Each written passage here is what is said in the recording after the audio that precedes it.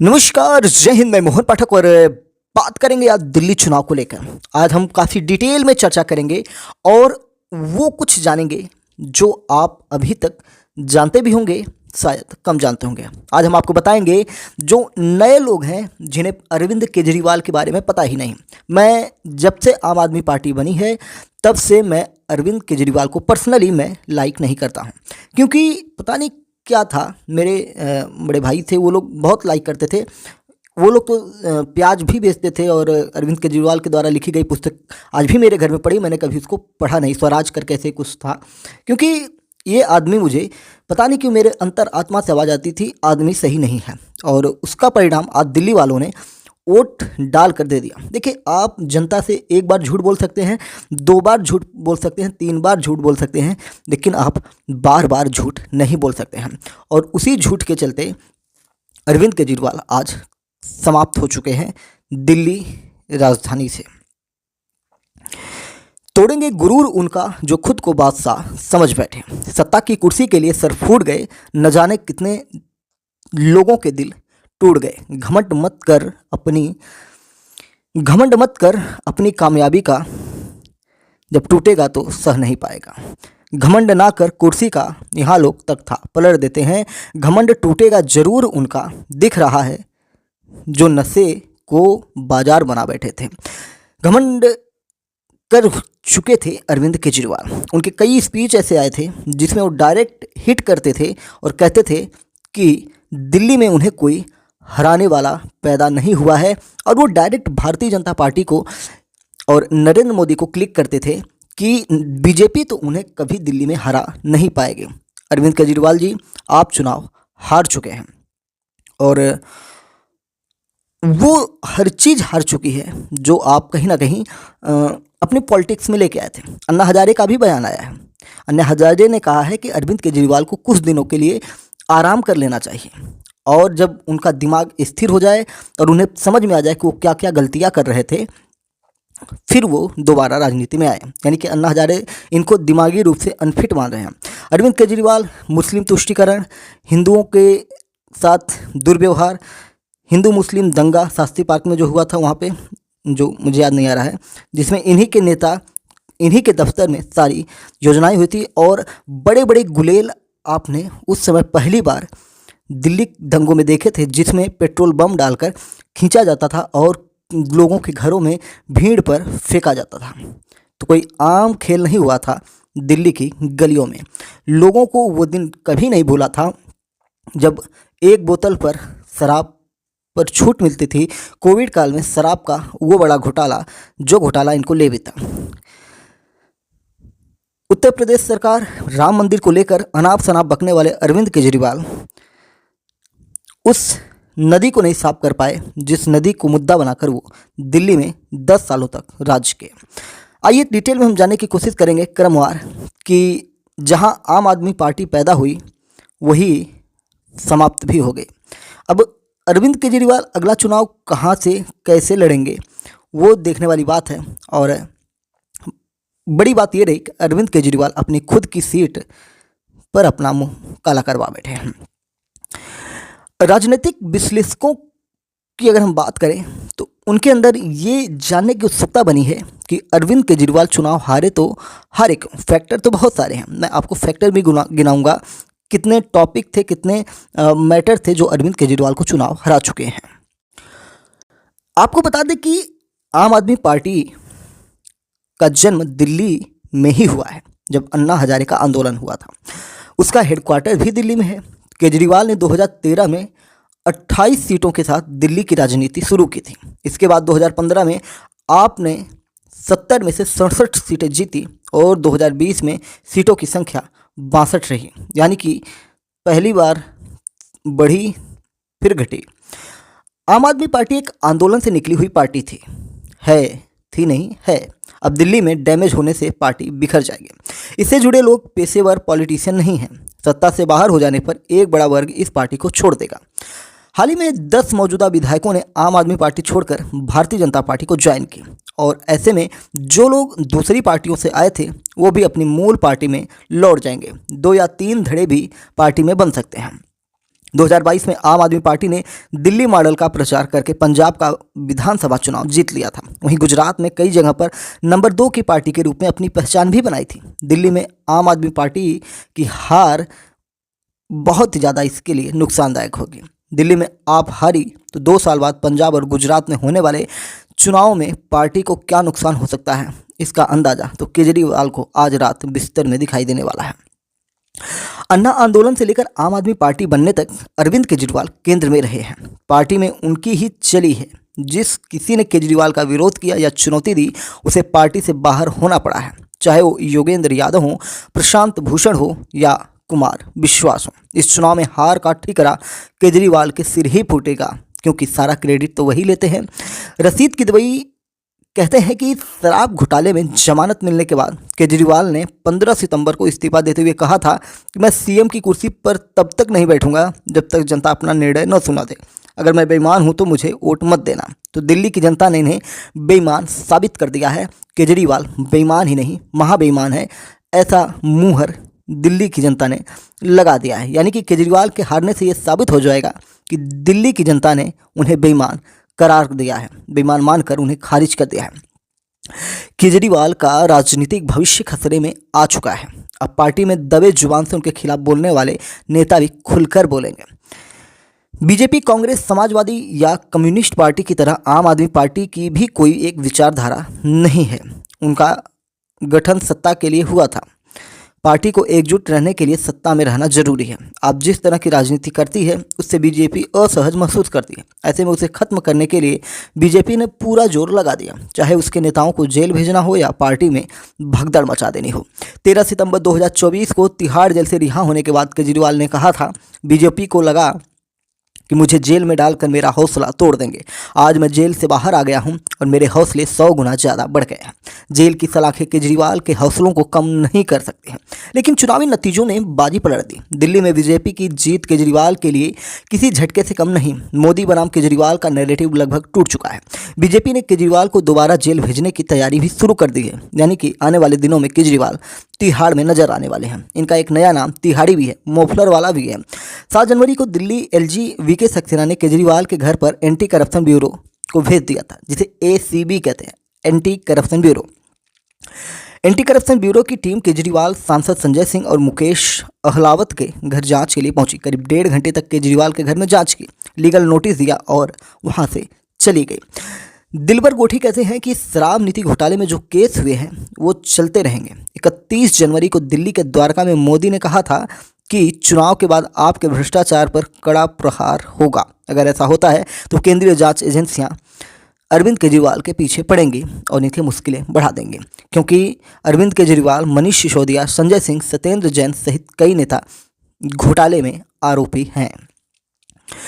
आपको बता दें कि आम आदमी पार्टी के टॉप 4 नेता मुख्यमंत्री सहित जेल में रहे हैं। अगर इनकी हम बात करें तो अरविंद केजरीवाल, जो दिल्ली के पूर्व मुख्यमंत्री थे और आम आदमी पार्टी के संयोजक थे, संस्थापक में से मुख्य यही थे। यानी कि आम आदमी पार्टी अगर है तो केजरीवाल का नाम ही आम आदमी पार्टी है। इनकी गिरफ्तारी 21 मार्च 2024 को हुई थी और ये 117 दिन बाद रिहा हुए थे, वो भी कहीं ना कहीं कोर्ट की मेहरबानी से। मनीष सिसोदिया पूर्व डिप्टी सीएम और पॉलिटिकल अफेयर कमेटी के सदस्य थे। साथ ही साथ शिक्षा जगत भी इन्हीं के हाथों में था। मनी लॉन्ड्रिंग और करप्शन का आरोप लगाया। केजरीवाल पर भी मनी लॉन्ड्रिंग और करप्शन का आरोप है। सत्येंद्र जैन पर भी मनी लॉन्ड्रिंग और करप्शन का आरोप है और संजय सिंह के ऊपर भी मनी लॉन्ड्रिंग करप्शन का आरोप है। संजय सिंह राज्यसभा सांसद और आम आदमी की पॉलिटिकल अफेयर कमेटी के सदस्य हैं। सत्येंद्र जैन पूर्व कैबिनेट मंत्री और आम आदमी पार्टी की राष्ट्रीय कार्यकारिणी के सदस्य हैं। वहीं मनीष सिसोदिया के बारे में हमने आपको बता दिया, ये सभी के सब जेल में बंद थे। जैसे मनीष सिसोदिया की बात करें, 26 फरवरी 2023 को इनकी गिरफ्तारी हुई और 510 दिनों बाद ये रिहाई हुई इनकी। 30 मई 2022 को सत्येंद्र जैन को गिरफ्तार किया गया था। 872 दिन बाद इन्हें रिहाई मिली थी। मनी लॉन्ड्रिंग केस में संजय सिंह को 4 अक्टूबर 2023 को गिरफ्तार कर 181 दिन बाद छोड़ा गया था। आम आदमी पार्टी दिल्ली चुनाव हारने के बाद सबसे पहले अपने दूसरे गढ़ पंजाब को बचाने की कोशिश करेगी। दिल्ली हारने से पंजाब के आप नेताओं का मॉरल डाउन होगा। भले ही वहाँ बीजेपी की 2 सीटें हैं, लेकिन इतिहास बताता है कि बीजेपी 2 को 20 में बदल सकती है। पहले भी उसने मध्य प्रदेश और महाराष्ट्र जैसे राज्यों में ऐसा किया है। क्योंकि केजरीवाल की लीडरशिप में पार्टी चुनाव हारी है, तो हो सकता है कि पार्टी का संयोजक यानी अध्यक्ष बदला जाए। हो सकता है कि केजरीवाल की मर्जी से मनीष सिसोदिया जैसे काम करने वाले नेता या संजय सिंह या सौरभ भारद्वाज जैसे मुखर नेता को संयोजक बनाया जाए। पंजाब के बाद आप लीडरशिप के सामने गुजरात में भरोसा जमाए रखना बड़ा चैलेंज होगा। वहां पार्टी बढ़ रही है। गुजरात विधानसभा चुनाव में आपको 5 सीटें मिली थीं, वह 35 सीटों पर दूसरे नंबर पर रही थीं। केजरीवाल पर चुनाव के दौरान कुछ बड़े आरोप लगाए गए, जिनमें देश के प्रधानमंत्री और भारत देश के गृह मंत्री जैसे बड़े चेहरों ने इन पर हमला किया। शीश महल विवाद सिलसिलेवार चलता रहा। 3 जनवरी को प्रधानमंत्री नरेंद्र मोदी ने दिल्ली के अशोक विहार में एक कार्यक्रम में शीश महल का जिक्र किया। पीएम मोदी ने कहा, मैं भी कोई शीश महल बना सकता था, लेकिन मेरा सपना था कि देशवासियों को पक्का घर मिले। देश जानता है कि मोदी ने कभी अपने लिए घर नहीं बनाया। 4 दिसंबर को बीजेपी की दिल्ली यूनिट ने अरविंद केजरीवाल को दिल्ली का राजा बाबू दिखाते हुए एक पोस्टर भी जारी कर दिया। पोस्टर पर लिखा था, आप प्रेजेंट करोड़ों का शीश महल। इससे पहले भी बीजेपी ने 3 और पोस्टर जारी कर केजरीवाल पर लगातार निशाने साधे थे। केंद्रीय गृह मंत्री अमित शाह ने भी नई दिल्ली के कार्यक्रम में केजरीवाल पर निशाना साधा। उन्होंने कहा, केजरीवाल को जब दिल्ली के इंफ्रास्ट्रक्चर को बदलने का मौका मिला या उस पर काम करने का मौका मिला, तब उन्होंने अपना भवन बनाने का काम किया। केजरीवाल ने 50,000 गज में 45 करोड़ रुपए का शीश महल बना दिया। फिर प्रधानमंत्री नरेंद्र मोदी फिर से 5 जनवरी को इनके ऊपर आरोप लगाया। पीएम मोदी ने दिल्ली के जापानी पार्क में आयोजित सभा में फिर केजरीवाल पर शीश महल को लेकर निशाना साधा। मोदी ने बिना नाम लिए कहा, जब दिल्ली कोविड-19 से जूझ रही थी तब उनका ध्यान शीश महल बनवाने पर था। बीजेपी ने दिल्ली में 6 फ्लैग रोड पर बने सीएम हाउस को शीश महल कहा है। ये दिल्ली के मुख्यमंत्री का सरकारी आवास है, जहां 2015 से 2024 तक दिल्ली के पूर्व सीएम अरविंद केजरीवाल रहते थे। बीजेपी ने आरोप लगाया कि अरविंद केजरीवाल ने सीएम रहते हुए मुख्यमंत्री आवास में रेनोवेशन के लिए 45 करोड़ रुपए खर्च कर दिए। 9 दिसंबर 2024 को बीजेपी ने एक वीडियो जारी भी किया, जिसमें दिल्ली के सीएम हाउस का आलीशान इंटीरियर दिखाया गया। बीजेपी ने केजरीवाल पर तंज कसा। वे कहते थे कि सरकारी घर नहीं लूंगा, लेकिन रहने के लिए 7 स्टार रिजॉर्ट बना डाला।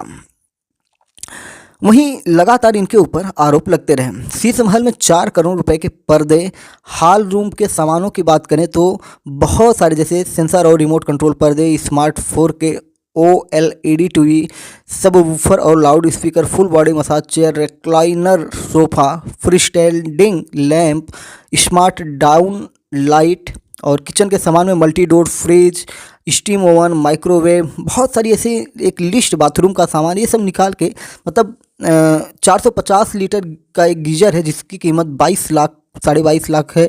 ऐसे ही वाटर सप्लाई और सैनिटरी फिटिंग की बात की जाए तो 15 करोड़ रुपए, मतलब करोड़ों का खर्च इसमें दिखा दिया गया था। आपको बता दें कि मई 2023 में पहली बार शीश महल का मामला सामने आया, जब दिल्ली के उपराज्यपाल वीके सक्सेना ने सीबीआई डायरेक्टर प्रवीण सूद को चिट्ठी लिखकर सीएम हाउस रेनोवेशन मामले की जांच सौंपी थी। सितंबर 2023 में सीबीआई ने इस मामले में रिपोर्ट दर्ज की। इसमें आरोप लगाया था कि दिल्ली के पूर्व सीएम केजरीवाल ने कोविड काल के दौरान सीएम आवास पर लगभग 45 करोड़ रुपए खर्च किए हैं। यह पैसा सरकारी खजाने से लिया गया। इससे पहले दिल्ली बीजेपी ने सरकारी रिपोर्ट के हवाले से दावा किया था कि दिल्ली के सीएम हाउस के रेनोवेशन के लिए कुल 44.78 करोड़ रुपए खर्च किए गए हैं। असल में इसके लिए 43.70 करोड़ रुपए जारी किए गए थे।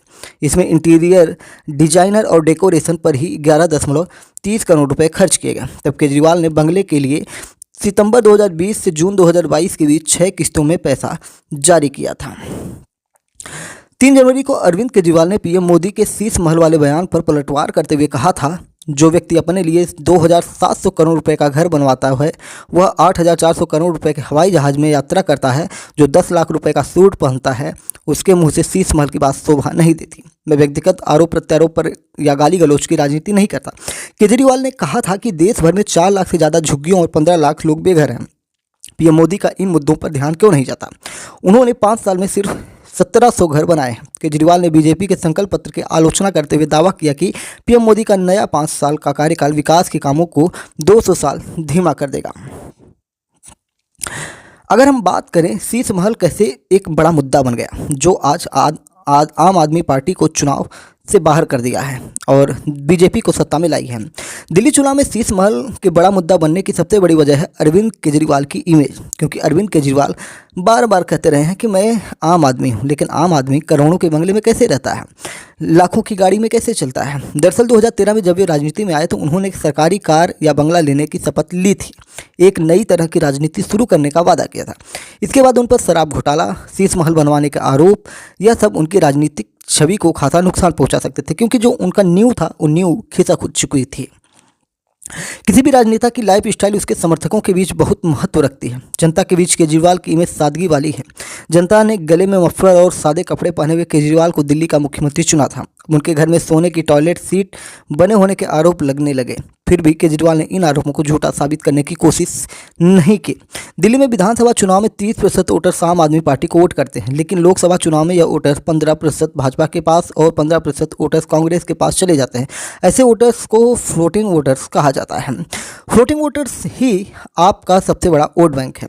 यह वोटर्स अपने राजनेता से भावनात्मक रूप से जुड़े होते हैं। केजरीवाल पर लगातार लग रहे आरोपों की वजह से ऐसे वोटर्स का रुख बदल सकता है, क्योंकि बीजेपी हर तरह से आम आदमी पार्टी को घेरने की फिराक में है। इस बार के चुनाव में आम आदमी पार्टी के पास विकास के मुद्दों की कमी थी। अब 6 फ्लैग रोड स्थित बंगले में दिल्ली की सीएम अतिशी रह रही हैं। दरअसल मुख्यमंत्री पद से इस्तीफा देने के बाद केजरीवाल ने 4 अक्टूबर 2024 को दिल्ली सीएम आवास छोड़ दिया था। अब केजरीवाल आम आदमी पार्टी के राज्यसभा सांसद अशोक कुमार मित्तल के सरकारी आवास पर रह रहे हैं, जो 5 फिरोज शाह रोड पर है। दरअसल दिल्ली विधानसभा में अन्य राज्यों की तरह विधायकों को रहने के लिए बंगले नहीं दिए जाते हैं। न ही केजरीवाल को पूर्व सीएम के तौर पर कोई बंगला दिया गया। इस्तीफे के बाद केजरीवाल के पास अपने पुश्तैनी, निजी या किराए के कोई मकान में रहने के ऑप्शन थे। इसके लिए उन्हें अलग से कोई भत्ता नहीं दिया गया, क्योंकि आवास भत्ता कुल प्रतिमाह दी जाने वाली राशि में शामिल होता है। दिल्ली में केजरीवाल का कोई घर नहीं है। दिसंबर 2013 में पहली बार दिल्ली का मुख्यमंत्री बनने से पहले केजरीवाल गाजियाबाद के कौशाम्बी इलाके में रहते थे। मुख्यमंत्री के तौर पर वे मध्य दिल्ली के तिलक लेन स्थित घर में रहे। फरवरी 2015 में आम आदमी पार्टी को बहुमत मिला तो वे उत्तरी दिल्ली के सिविल लाइन्स इलाके में 6 फ्लैग स्टाफ रोड स्थित आवास में रहने चले गए थे। मुख्यमंत्री निवास के रेनोवेशन के लिए मुख्य जिम्मेदारी लोक निर्माण विभाग पीडब्ल्यूडी के पास होती है। यह विभाग राज्य सरकार के अधीन आता है। दिल्ली को स्पेशल स्टेट का दर्जा मिला है, इसलिए वहां सीपीडब्ल्यूडी विभाग है। पीडब्ल्यूडी के पास सरकारी भवनों की देखभाल, मरम्मत, रेनोवेशन और निर्माण की जिम्मेदारी होती है। सीएम हाउस के रेनोवेशन के लिए वित्त विभाग की ओर से बजट जारी किया जाता है। इसके लिए सरकारी खजाने से खर्च की इजाज़त ली जाती है। वित्त विभाग ही रेनोवेशन के सभी खर्चों का ब्यौरा भी रखता है। मुख्यमंत्री आवास के रिनोवेशन के लिए कोई भी कानून या नियम नहीं है। सभी राज्य के मुख्यमंत्रियों को अपनी लाइफ स्टाइल के तहत घर में रिनोवेशन कराने की आज़ादी है। कुछ लोग बहुत सादगी से रहते हैं तो कुछ लोगों को लग्जरी पसंद होता है। इस कारण किसी भी राज्य में जब कोई नया मुख्यमंत्री बनता है तो वो सरकारी आवास को अपनी पसंद के मुताबिक रिनोवेट और डेकोरेट करवाता है। शीश महल का मतलब शीशे से बना महल, यानी ऐसा महल जिसकी दीवारों पर शीशा लगा हुआ हो। भारत में 2 मशहूर शीश महल हैं जो जयपुर और दिल्ली में स्थित है। जयपुर के आमेर किले में शीश महल है। इस शीश महल को 1623 में महाराजा मान सिंह ने बनवाया था। यह 1727 में बनकर तैयार हुआ था। महाराजा मान सिंह ने इसे रानियों के सोने के लिए बनवाया था। रात में कांच में 2 मोमबत्तियां जलाने पर पूरे कमरे में सितारों जैसी रोशनी होती थी। प्राचीन काल में रानी को खुली हवा में सोने की इजाज़त नहीं थी, इसलिए इस महल में हर तरफ शीशे लगवाए गए थे। दिल्ली के शालीमार बाग में भी शीश महल है। इस शीश महल को 1653 में मुगल बादशाह शाहजहां ने अपनी पत्नी बेगम एजुन्निसा की याद में बनवाया था। 1653 में इस महल की दीवारों को लाल और हरे रंग की बेल बूटियों से गढ़ा गया था। इस महल में एक सुरंग भी होती थी जो लाल किले तक जाती थी। 1658 में इसी महल में मुगल बादशाह औरंगजेब की ताजपोशी भी हुई थी। ब्रिटिश काल के दौरान इस महल को गर्मियों में लॉज के रूप में इस्तेमाल किया जाता था। शीश महल 1983 से आर्कियोलॉजिकल सर्वे ऑफ इंडिया के संरक्षण में शामिल है। अब आपको बताते हैं कि केजरीवाल जो है चुनाव हारे हैं, लेकिन चुनाव हारने के पीछे भी एक बड़ा मज़ेदार तथ्य निकल के सामने आ रहा है, जो मैं आपको डिटेल में बताने की कोशिश करूंगा। केजरीवाल का जो इमेज है, यानी कि ब्रांड केजरीवाल, इसको डैमेज कर दिया गया। भ्रष्टाचार का आरोप, शराब नीतियों पर जो इनको लेकर लोगों के बीच में और कोर्ट में मामला चला, इनको जेल हुआ। प्रधानमंत्री मोदी ने एक बात कही थी, उन्होंने कहा था कि कुछ नेताओं का फोकस घरों में जकूजी और स्टाइलिश शावर लगवाने पर है, हमारा फोकस हर घर जल पहुंचाने पर है। हमने जनता के पैसों से शीश महल नहीं बनवाए थे। फिर उसके बाद केजरीवाल की संपत्ति 40 गुना बढ़ने के आरोप लगे। साथ ही साथ केजरीवाल के खिलाफ मोदी खुद चेहरा बनकर सामने आ गए, जिससे केजरीवाल को काफ़ी नुकसान हुआ। 5 रैलियों में 20 बार कांग्रेस और 178 बार आप का नाम लिया है किन्होंने? प्रधानमंत्री नरेंद्र मोदी ने। प्रवेश वर्मा को अघोषित रूप से सीएम चेहरा बनाया गया था। प्रवेश वर्मा को बीजेपी ने विरोधी पार्टी का सबसे बड़ा चेहरा मान लिया था और फिर क्या उनके पीछे पड़ गई हाथ धोके, रणनीति बनाई और दिल्ली में आजमाई और कामयाब भी रहे। केजरीवाल से पहले बीजेपी 2019 लोकसभा चुनाव में अमेठी से राहुल गांधी और 2021 के विधानसभा चुनाव में नंदीग्राम से ममता बनर्जी को भी हरा चुकी थी। दिल्ली में इस स्ट्रेटजी को कामयाब करने के लिए बीजेपी ने अपने सबसे बड़े चेहरा प्रवेश वर्मा को केजरीवाल के खिलाफ नई दिल्ली सीट से उतारा। प्रवेश वर्मा दिल्ली के पूर्व मुख्यमंत्री साहिब सिंह वर्मा के बेटे हैं और जाटों के एक बड़े नेता हैं। प्रवेश वर्मा को लोकसभा चुनाव में टिकट नहीं दिया गया, तभी से बीजेपी कैडर में चर्चा चलने लगी कि उन्हें दिल्ली विधानसभा का टिकट दिया जाएगा, जीते तो सीएम भी बनाया जाएगा। हालांकि इसकी न तो औपचारिक घोषणा की गई और न खंडन किया गया। सांसद न होने के बावजूद प्रवेश वर्मा से नई दिल्ली में उनका सरकारी आवास वापस नहीं लिया गया। उन्होंने अपना पूरा चुनाव अभियान इसी आवास से चलाया। आम आदमी पार्टी लगातार प्रवेश पर मुफ्त के सामान और पैसे बांटने के आरोप लगाती रही, लेकिन प्रवेश के खिलाफ कोई भी कार्रवाई नहीं हुई। इन सभी वजहों से केजरीवाल के सामने प्रवेश वर्मा सीएम पद के एक मजबूत दावेदार साबित हुए। इस परसेप्शन का उनकी जीत में अहम रोल दिखाई पड़ा है। 67% आबादी वाले मिडिल क्लास पर फोकस हुआ और फिर उसके बाद बहुत सारी चीज़ें ऐसी हुई जिससे अरविंद केजरीवाल को नुकसान हुआ है। एक और बड़ा नुकसान हुआ 27 सीटों पर पूर्वांचल, जो उत्तर प्रदेश बिहार मतलब उत्तर प्रदेश से जुड़े हुए लोग हैं, बिहार के आसपास के लोग हैं, इनके लिए एक खास रणनीति बनाई गई। यानी कि दिल्ली की आबादी 3.38 करोड़ है, 3.38 करोड़ है। इसमें करीब 30% यूपी, बिहार और झारखंड के लोग हैं। एक रिपोर्ट के मुताबिक 70 में से 27 सीटों पर पूर्वांचल के वोटर्स का अच्छा प्रभाव है। पिछले चुनाव में आम आदमी पार्टी के 12 विधायक बिहार पूर्वांचल रीजन के थे। पूर्वांचल के 100 नेताओं को प्रचार में लगाया गया बीजेपी के द्वारा। इस टीम की कमान बस्ती के पूर्व सांसद हरीश द्विवेदी को सौंपी गई। इन नेताओं ने उन इलाकों में 100 से ज़्यादा छोटी बड़ी बैठकें की। सांसद मनोज तिवारी ने केजरीवाल के घर के बाहर पूर्वांचल सम्मान मार्च भी निकाला। 1 फरवरी को वित्त मंत्री निर्मला सीतारमण ने बजट के दौरान बिहार की मधुबनी पेंटिंग वाली साड़ी पहनी। बजट में बिहार में मखाना बोर्ड, 3 ग्रीनफील्ड एयरपोर्ट और national institute of food technology खोलने की घोषणा कर दी।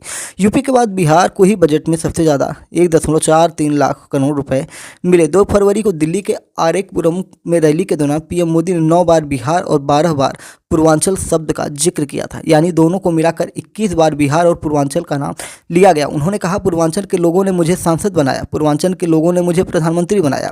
नवंबर 2024 में केजरीवाल ने रेवड़ी पर चर्चा अभियान की शुरुआत की। इस कैंपेन को मोदी के ऊपर कटाक्ष के रूप में देखा गया, क्योंकि पीएम मोदी अक्सर रेवड़ी कल्चर को लेकर केजरीवाल को घेरते रहे। इस चुनाव में बीजेपी ने रणनीति के तहत केजरीवाल की मुफ्त की योजनाओं की आलोचना नहीं की।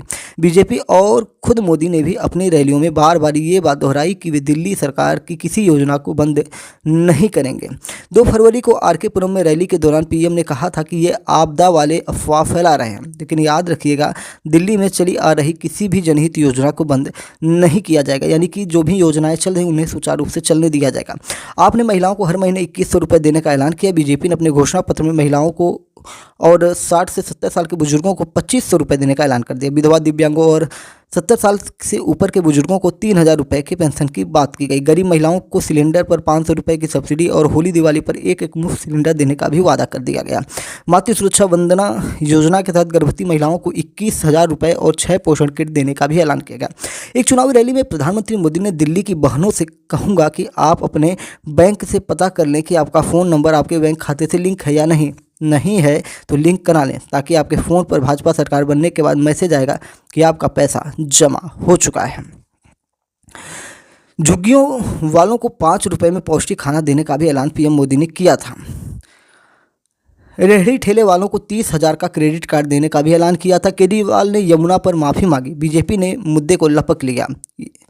27 जनवरी को ये माफ़ी केजरीवाल के द्वारा आई थी। बीजेपी ने इस मुद्दे को लपका चुनाव आयोग में केजरीवाल के खिलाफ शिकायत दर्ज करा दी।